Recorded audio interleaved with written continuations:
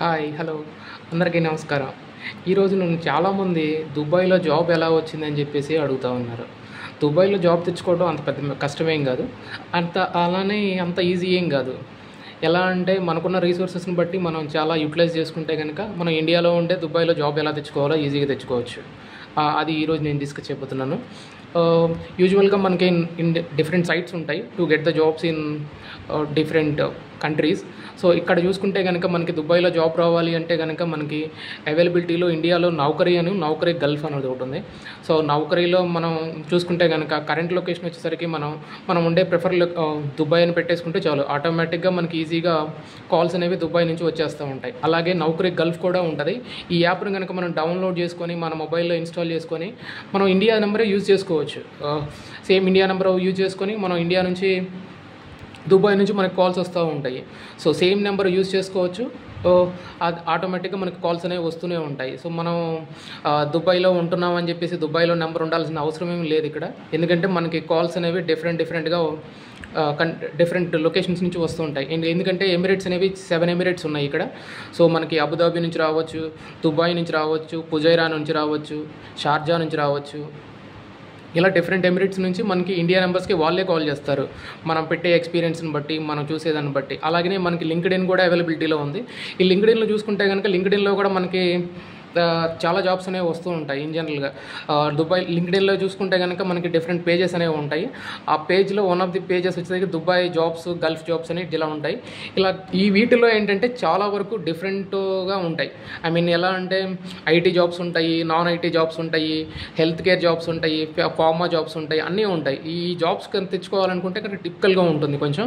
But మనకేంటంటే మనకు కావాల్సిన రిక్వైర్మెంట్ ఏంటి, మన టెక్నాలజీ సంబంధించి ఏంటి, అవి మాత్రం చూసుకుంటే చాలు. అండ్ ఇంకోటి మన నెట్వర్క్ లింక్డ్ఇన్లో కనుక గ్రో చేసుకున్నామంటే కనుక మనం ఈజీగా దుబాయ్లో జాబ్ అనేది తెచ్చుకోవచ్చు. ఇంకా కాస్ట్ ఆఫ్ లివింగ్ అంటారా, దుబాయ్లో అంత కాస్ట్ ఆఫ్ లివింగ్ ఏమీ ఎక్కువ ఉండదు. కాస్ట్ ఆఫ్ లివింగ్ అనేది చాలా తక్కువనే ఉంటుంది. అది మనం మేనేజ్ చేసుకునే దాన్ని బట్టి ఉంటుంది. పర్ హెడ్ వచ్చేసరికి మ్యాక్సిమం 3K to 4K అవుతుంది. అదే ఫ్యామిలీతో ఉంటే కనుక కొంచెం కష్టం ఎక్కువ అవుతూ ఉంటుంది, అంతకంటే ఎక్కువ ఏమి ఉండదు. అండ్ ఇంకోటి మనకి ప్యాకేజెస్ అంటారా, ప్యాకేజెస్ కూడా కొంచెం బాగానే ఉంటుంది. 4 to 5 years ఎక్స్పీరియన్స్ ఉన్న వాళ్ళకి ఇండియన్ కరెన్సీ చూసుకుంటే కనుక 2 to 3 lakhs అనేది వస్తుంది. అండ్ వర్క్ లోడ్ అంటారా కొంచెం ఎక్కువగానే ఉంటుంది ఇండియాతో కంపేర్ చేసుకుంటే కనుక. ఇక్కడ ఏంటంటే లెస్ మ్యాన్ పవర్ ఉంటుంది. సో లెస్ మ్యాన్ పవర్ ఉంది కాబట్టి ఆటోమేటిక్గా వర్క్ లోడ్ అనేది కొంచెం ఎక్కువగానే ఉంటుంది. అలాగే మనకి ఇంకా చూసుకుంటే కనుక డిఫరెంట్గా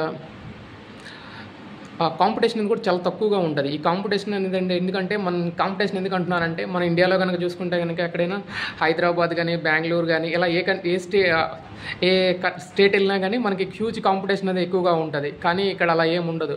అండ్ ఇంకోటి ఏంటంటే ఇక్కడ ప్రజెంట్ దుబాయ్లో టెస్టింగ్ మీద జాబ్స్ చాలా ఎక్కువ ఉన్నాయి.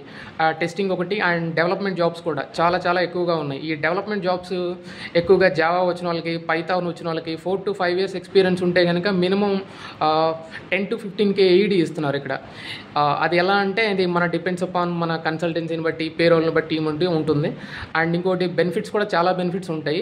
అదేంటంటే మనకి వీసా వాళ్ళే ప్రొవైడ్ చేస్తారు, టికెట్స్ వాళ్ళే బుక్ చేస్తారు, ఇయర్లీ 1 month లీవ్ ఇస్తారు, లాంగ్ లీవ్ ఇస్తారు. సో ఇవన్నీ బెనిఫిట్స్ చూసుకోవచ్చు.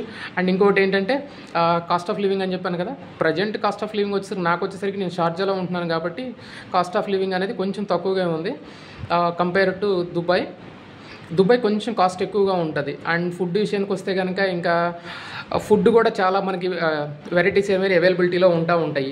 అదేంటంటే మనకి ఇండియన్ స్టైల్స్ ఉంటాయి, పాకిస్తాన్ స్టైల్ ఉంటుంది, బంగ్లాదేశ్ స్టైల్ ఉంటుంది. ఇలా డిఫరెంట్ ఫుడ్ స్టైల్స్ ఉంటాయి. సో మనకి ఏది కావాలన్నా మనం తీసుకుని తినొచ్చు. కాస్ట్ అనేది చాలా చాలా తక్కువగా ఉంటుంది. ఎందుకంటే until you compare Indian currency. So నువ్వు ఎప్పటివరకైతే కంపేర్ చేయకుండా ఉంటావో నీకు కాస్ట్ అనేది చాలా తక్కువగానే ఉంటుంది. నువ్వు కంపేర్ చేసుకున్నావు అంటే మనం అట్లీస్ట్ ఏం తినలేము ఇక్కడ అసలు. సో అది డిపెండ్స్ అపాన్ మన లైఫ్ స్టైల్ని బట్టి ఉంటుంది, అండ్ మన లివింగ్ స్టైల్ని బట్టి కూడా ఉంటుంది. సో అది ఇంకొకటి జావా టెక్నాలజీస్కి బాగా ఓపెనింగ్స్ ఉన్నాయి. ప్రజెంట్ ఇండియాలో చూస్తే కనుక టెస్టింగ్ మీద జాబ్స్ చాలా తక్కువగా ఉన్నాయి. చాలామంది టెస్టింగ్ మీద జాబ్స్ లేవు అని అంటూ ఉన్నారా. కానీ దుబాయ్లో మాత్రం టెస్టింగ్ మీద చాలా జాబ్స్ ఉన్నాయి. అట్ ద సేమ్ టైం కొంచెం వర్క్ లోడ్ కూడా ఎక్కువనే ఉంటుంది. బట్ ఇండియాలో ఖాళీగా ఉండే బదులు మనం అదర్ కంట్రీస్లో ఆపర్చునిటీ చూసుకుంటే కనుక చాలా ఎక్కువగానే ఉన్నాయి. లైక్లీ ఇప్పుడు దుబాయ్లో కనుక, షార్జాలో కనుక చూసుకుంటే కనుక టెస్టింగ్ మీద జాబ్స్ ఫుల్గా ఉన్నాయి. అది మాన్యువల్ టెస్టింగ్ మీద. మాన్యువల్ అయితే అసలు చాలామంది జాబ్స్ లేవు అని చెప్తా ఉన్నారు, కానీ మాన్యువల్ టెస్టింగ్ మీద జాబ్స్ అనేవి చాలా ఉన్నాయి. అలాగనే డెవలప్మెంట్లో మనకి ఇక్కడ దుబాయ్లో ప్రజెంట్ వచ్చేసరికి .NET మీద ఫుల్ ఓపెనింగ్స్ ఉన్నాయి. మినిమం 4 to 5 years ఎక్స్పీరియన్స్ ఉన్నాయి. అండ్ జావా కూడా అంతే ఉంది. సో జావాలో కూడా 4 to 5 years ఎక్స్పీరియన్స్ ఉన్న వాళ్ళకి మంచి ఆపర్చునిటీస్ ఉన్నాయి. ఇన్ జనరల్గా మనకి ఇక్కడ ఏంటంటే 4 to 5 years ఎక్స్పీరియన్స్ ఉన్న వాళ్ళకి 10 to 15K AED తీరం అనేది ఇస్తారు అమౌంట్. సో అది మనం మన ఇండియన్తో పోల్చుకుంటే చాలా ఎక్కువగా ఉన్నట్టే. అట్ ద సేమ్ టైం మనకి చెప్పాను కదా, మనకి కొంచెం వర్క్ లోడ్ అనేది కూడా ఎక్కువగా ఉంటుంది. ఎందుకంటే మనకి లెస్ మ్యాన్ పవర్ ఉంటుంది కాబట్టి. సో ఎప్పుడైతే టీమ్ వర్క్ అనేది టీమ్ మెంబర్స్ తక్కువ ఉంటారో సో కొంచెం వర్క్ లోడ్ అనేది కూడా ఎక్కువగానే ఉంటుంది.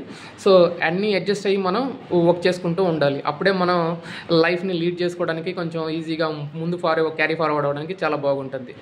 Thank you so much. And ఇంకోటి, చాలామంది నన్ను ఇండియాలో జాబ్ ఉంచుకొని నువ్వు ఎందుకు దుబాయ్ వెళ్ళిపోయావని చెప్పి అని అడుగుతూ ఉన్నారు చాలామంది. సో దుబాయ్లో జాబ్ ఎందుకు వచ్చాను అని అంటే కనుక, ఇండియాలో కొంచెం ట్యాక్స్ అనేది కొంచెం ఎక్కువగా ఉంటుంది ప్రజెంట్.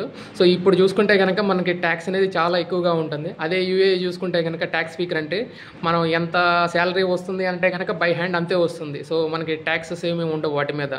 అదే కనుక ఇండియాలో కనుక మనం చూసుకుంటే కనుక డిపెండ్స్ అపాన్ ద ప్యాకేజీ మనకి ట్యాక్స్ ఆఫ్ డిడక్షన్స్ అనేవి ఉంటాయి. సో అందుకే నేను దుబాయ్ ప్రిఫర్ చేసుకున్నాను. Not only Dubai, A country అయినా వెళ్ళొచ్చు. కాకపోతే ఏంటంటే మనకి ఇక్కడ ఏంటంటే ట్యాక్స్ అనేది లేదు కాబట్టి సో నేను దుబాయ్ చూస్ చేసుకున్నాను అందుకే. So thank you so much.